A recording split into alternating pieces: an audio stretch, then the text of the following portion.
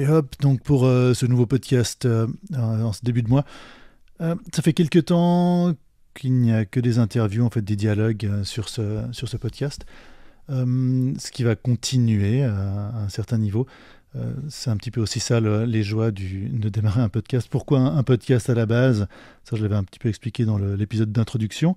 Ça avait commencé en français, donc après il y a le canal anglais qui est apparu.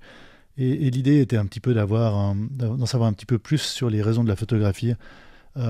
Pour les photographes de tout style ou tout niveau, c'était quelque chose qui personnellement m'intéressait beaucoup et que j'avais utilisé un petit peu j'avais testé un peu ce format de 15 minutes aussi pour un autre projet lié au Photo Genève Festival de photo.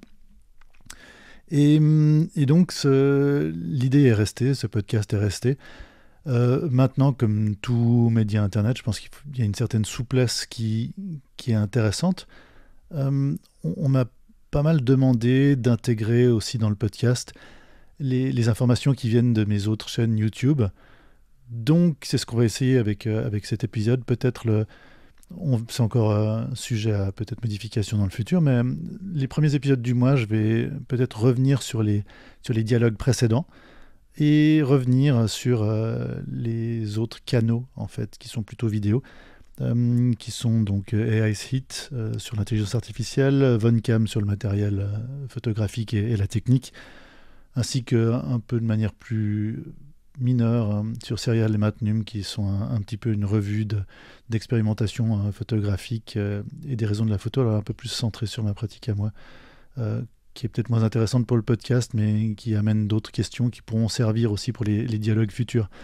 Donc, retour un petit peu sur ces podcasts. Donc, là, il y a eu plus de 30 podcasts en dialogue pour ce Photo Collective depuis le début, en français ou en anglais. Et les différents participants qui ont généreusement ouvert un peu la porte de leur raison de la photographie, nous ont offert une vision assez intime, en fait, soit sur eux, sur leur développement photographique, sur les raisons effectivement de leur photographie, aussi évidemment sur leur travail. Alors c'est intéressant de voir que la photo touche un petit peu tous les caractères. Ça peut être une manière un petit peu de se retrouver soi-même par rapport au monde qui nous entoure, d'entrer en communication avec les autres, ou simplement de créer, d'emplir un petit peu le temps. Il n'y a pas vraiment toutes ces raisons sont bonnes. Et parfois, ça parle un petit peu de technique, ça va parler un petit peu de technique. Donc là, je renvoie un petit peu sur les épisodes précédents du podcast, qu'on retrouve aussi sur les chaînes vidéo sur YouTube. Je vous conseille aussi, si vous écoutez la version française, la version anglaise des dialogues est différente. Ce ne sont pas les mêmes invités en général. Voilà, donc c'est un petit peu aussi l'ouverture de cette version du podcast en début de mois. Ce sera l'occasion pour aussi aborder certaines thématiques, d'ouvrir un peu le champ pour les dialogues aussi. Ça va peut-être être une référence pour les dialogues qui suivent, de parler d'autres choses, pas forcément des raisons profondes, bien que ça reste intéressant, de la photo. Donc ça sera on va essayer comme ça, le premier mois, la première semaine de chaque mois plutôt, ça sera plutôt un retour en arrière sur le mois précédent.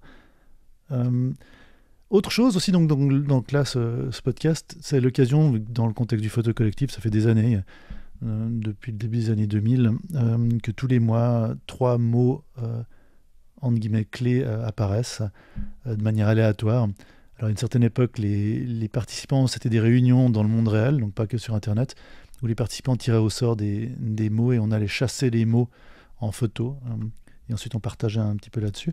Donc, ce qu'on appelle le chasse-mots pour ce mois d'avril, donc ça, vous retrouvez sur le site web ou sur le compte Instagram. Les mots du mois d'avril pour servir de prétexte à aller faire des photos, donc ils peuvent être interprétés de la manière dont on veut. C'est futur, sur, donc avec le U circonflexe, et journal.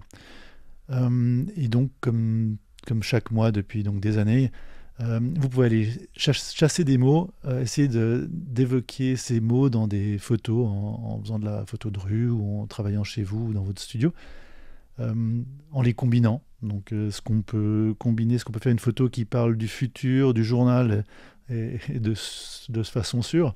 Pourquoi pas? Donc, c'est un enjeu, pas d'enjeu en fait, mais ça peut être une petite motivation dans le mois pour vous d'essayer quelque chose et potentiellement aussi de trouver, c'est un bon prétexte pour se retrouver avec d'autres photographes, proches ou pas proches, pour aller parler photo et essayer de créer ensemble. Voilà, ça on retrouve sur le site web. Ensuite, si on revient, donc on va essayer un petit peu de parler du mois passé, si on revient en arrière sur les chaînes YouTube et les thèmes abordés. Donc il y a cette chaîne AI's Hit qui était pour moi un prétexte d'analyser un petit peu les progrès de l'intelligence artificielle en matière de photographie. Et l'idée était aussi peut-être de faire ça de manière ludique, d'aussi se rappeler à l'histoire de photographes du passé, du présent. Donc ça, je le dis à chaque épisode pour ceux qui connaissent la chaîne YouTube, qu'on peut accéder directement, passer un canal de la chaîne principale. Si on tape le site web aishit.net, donc aishit.net, on tombe sur normalement la chaîne en anglais, mais on a un lien sur la version française. Donc c'est toujours en français et en anglais sur deux chaînes séparées. Ça nous a permis de revoir, là, on en est quand même à un certain nombre d'épisodes à ce niveau-là.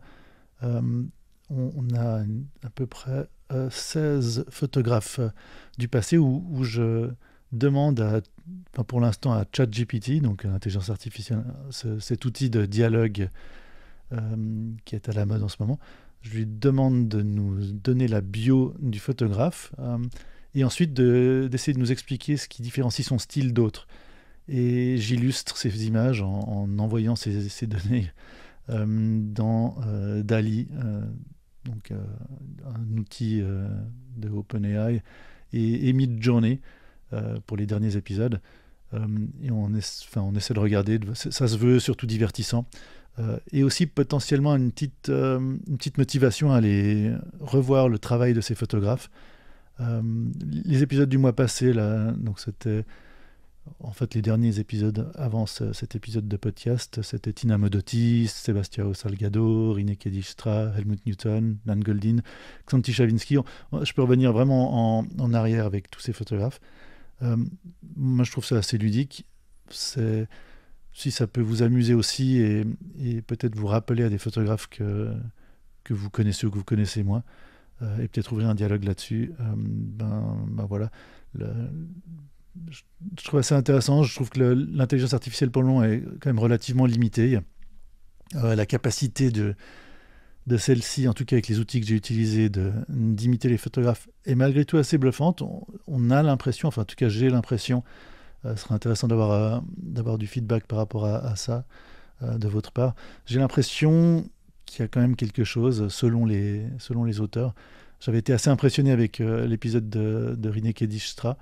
Ouais, voilà, Nan Goldin aussi, la façon de représenter les images. Alors après, qu'est-ce qu'il y a dans la boîte noire de l'intelligence artificielle? C'est un peu le débat en ce moment. Le débat aussi se prolonge sur le fait qui possède les droits de ces images. Est-ce qu'elles sont vraiment inspirées des données qui sont protégées, elles, par les droits d'auteur des photographes? Il y a tout un débat à avoir là-dessus. Et là, je ne suis même pas dans le débat de savoir qu'est-ce qu'on représente. Est-ce que ce qu'on représente est vrai? Est-ce que c'est faux? Là, on peut aller très loin dans ces débats-là, et je pense que c'est des débats qu'il va falloir avoir. Mais en tout cas, voilà, le mois passé, j'étais un peu plus déçu des derniers épisodes de AI's Hit, notamment Sebastião Salgado et Tina Modotti, mais voilà, il y a d'autres épisodes à venir qui sont déjà réalisés, mais qui vont bientôt être publiés. Ensuite, le mois passé, donc il y a aussi un autre canal qui est Voncam, où je parle de matériel de manière un peu aléatoire. Pour ceux qui connaissent un peu mon travail, je vais un peu dans tous les sens. J'ai un travail sur la matière numérique et j'adore travailler avec des vieux films, notamment le format APS en film, où là, a priori, la pérennité on n'a plus que des bobines qui sont périmées. Ce film n'est plus produit, ce format de film n'est plus produit. Mais j'en ai encore quelques-uns, j'ai pas mal d'appareils photo. J'aime bien essayer un petit peu tout. C'est pour moi une source de divertissement et aussi une source de plaisir, de découverte photographique. J'aime bien être surpris par les appareils que j'utilise. À l'origine, c'était un petit peu aussi une démarche que j'avais faite parce que je voulais trouver un appareil qui me convienne vraiment. Résultat, j'en ai pas mal. J'ai certains appareils qui sont vraiment mes appareils de base. Je ne pourrais que recommander à quiconque voulant trouver son outil de ne pas hésiter, de ne pas hésiter à chercher et à tester d'autres appareils, même ceux qui n'ont a priori pas l'air de vous convenir. Parfois, on est surpris. Là, j'ai découvert pas mal d'appareils photo où j'ai vraiment un plaisir assez intense à créer avec. Euh, C'était pas du tout prévisible à la base. Donc ça, alors ouais, il doit y avoir une vingtaine de vidéos déjà. Alors, j'en ai pas mal d'autres qui étaient sur une autre chaîne YouTube avant, mais là sur le format actuel, il y en a à peu près une vingtaine où ça passe d'objectifs un peu particuliers à des vieux Leica, Minolta, des optiques. Ça tourne souvent autour des appareils que j'utilise. Donc il y a beaucoup d'optiques manuelles et d'appareils un peu point and shoot, là, ces appareils rapides à film. Mais bon, là en ce moment, je suis en train de tester pas mal de digicam aussi. C'est un petit peu à la mode, les digicam. Euh, En ce moment, je suis en train de préparer des sujets, des éléments sur d'autres appareils. Donc, vous pouvez aller voir si vous tapez voncam.net. Ça, c'est un peu le raccourci voncam.net. Ça vous renvoie sur les différentes vidéos. Et à nouveau, il y a toujours en français et en anglais. Ouais, les digicam, là, juste pour parler de quelque chose qui est un petit peu à la mode. euh, Ouais, c'est intéressant parce que je pense que là, il y a vraiment une mode. Il y a effectivement des appareils qui sont incroyables, euh, mais la plupart, en fait, sont pas terribles. Ça reste amusant à utiliser. Certains disent qu'il n'y a pas de mauvais appareils. Je pense qu'il y a certains mauvais appareils. On peut en faire des choses pas mal, mais alors après, ça dépend ce qu'on entend par mauvais appareil, mais surtout dans les digicam, il y a des trucs qui sont pas terribles. Euh, Ça reste créatif. Euh, Voilà, bon, alors Voncam, ça c'est comme ça. Alors là, faut pas hésiter non plus à rentrer en contact avec moi, plutôt par la chaîne YouTube. Si vous avez des requêtes en termes matériels, de choses à essayer, ça peut peut-être prioriser aussi mes tests, vu qu'il y a pas mal de choses qui sont en cours. C'est souvent des tests de longue durée. Je teste des appareils photo, je mets des films dedans. Ils traînent pendant des mois. Enfin, ils traînent. Euh, je travaille tranquillement dessus pour essayer de les apprivoiser, de comprendre, d'en savoir un petit peu plus. Donc, il y a peut-être des choses qui vous intéressent, enfin, dont je n'ai pas encore parlé, mais qui sont déjà bien avancées et que je pourrais mettre en avant si vous posez des questions. Ensuite, dernière chaîne, donc ça c'est les Serial et les Matnum. Alors ça j'en fais depuis assez longtemps. C'était un projet où j'avais envie de parler un peu de la pratique photographique en utilisant le prétexte de ma pratique personnelle, où tous les mois je parle de comment ça se passe, chercher l'inspiration, travailler sur des projets en particulier, la technique. Euh, Serial, ça c'est vraiment de la photographie plus traditionnelle où je m'intéresse pas particulièrement au traitement de l'image derrière. Euh, donc là, le mois passé, l'épisode vient de sortir. Donc là, j'ai repris un travail de entre guillemets studio, pas mal de films à l'étranger lors de voyages aussi. Je parle d'un petit peu de l'inspiration que le voyage procure, de voir d'autres horizons et diverses expérimentations avec des appareils que je ne connaissais pas. Alors là, il y a pas mal du travail dont je parlais avant pour Voncam. Quand je teste des appareils photo avant de faire une vidéo sur un appareil ou sur un objectif, ben souvent vous allez entendre parler déjà de ces et voir surtout les photos, les résultats préliminaires au travers de cette série Serial.